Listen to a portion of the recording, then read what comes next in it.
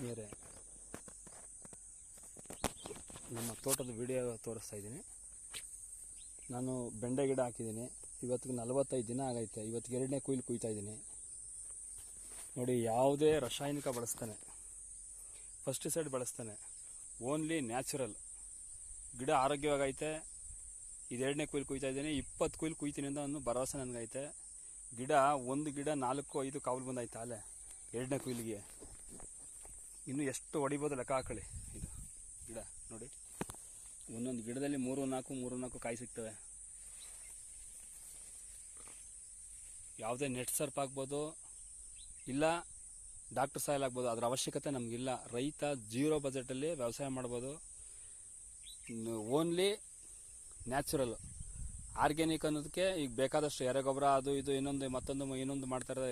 ನಮ್ಗೆ ಅದರ ಅವಶ್ಯಕತೆ ಇಲ್ಲ. ಒಂದು ನಾಟಿ ಹಸು ಇದ್ದರೆ ಸಾಕು, ಅವನು 3-4 ಎಕರೆ ವ್ಯವಸಾಯ ಮಾಡ್ಬೋದು.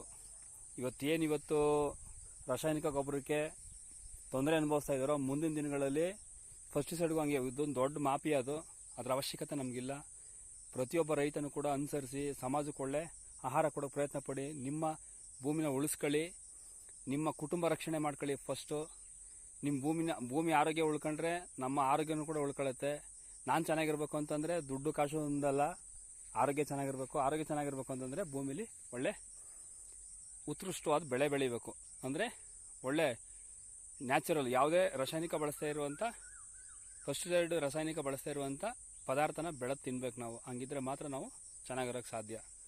ನೋಡಿ, ನಂದು ಕಬ್ಬು ಸಾಲಿಗೆ 12 ಅಡಿ ಕೊಟ್ಕೊಂಡು ಅದ್ರ ಮಧ್ಯದಲ್ಲಿ 6-8 ಸಾಲು ಬೆಂಡೆ ಹಾಕೊಂಡಿದ್ದೀನಿ.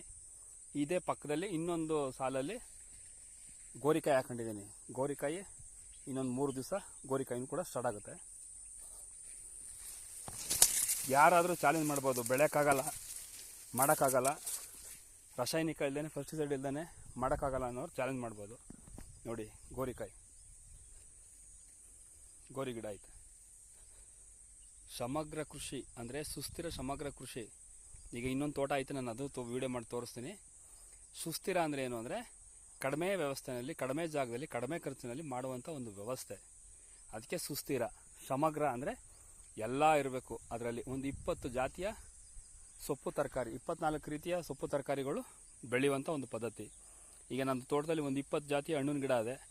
ಒಂದು 20 ಜಾತಿ ಸೊಪ್ಪು ತರಕಾರಿನ ಬೆಳೆಯೋದಕ್ಕೂ ಪ್ರಯತ್ನ ಆಗ್ತಾಯಿದ್ದೀನಿ. ಕುರಿ, ಕೋಳಿ, ಹಸು, ಫಿಶ್ಶು ಎಲ್ಲ ಒಂದು ಜೇನು ಎಲ್ಲ ಒಂದೇ ಕಡೆ ಬರುವಂಥ ಒಂದು ವ್ಯವಸ್ಥೆ ಮಾಡ್ಕೊಂಡು ಮಾಡ್ತಾಯಿದ್ದೀನಿ.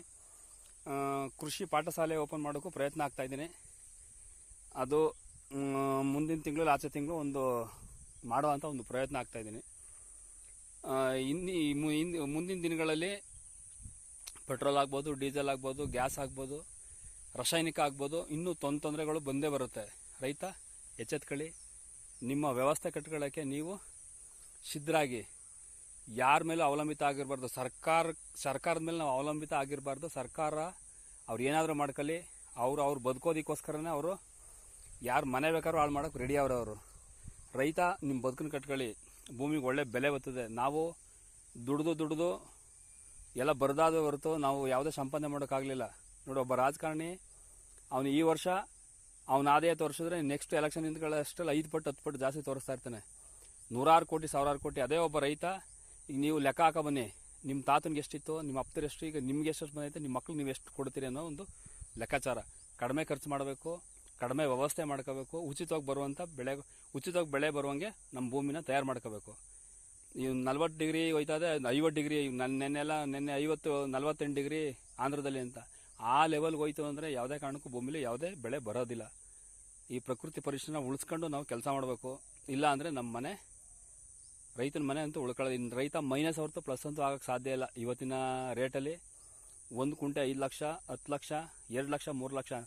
ಯಾವ ರೈತ ಅಷ್ಟು ಸಂಪಾದನೆ ಮಾಡೋ ಸಾಮರ್ಥ್ಯ ಇದೆ? ಆ ಸಂಪಾದನೆ ಮಾಡಿ ತಗೊಳ್ಳೋ ಸಾಮರ್ಥ್ಯ ಅವನಿಗಿದೆಯಾ ಅನ್ನೋ ಪ್ರಶ್ನೆ ನಮ್ಮದು.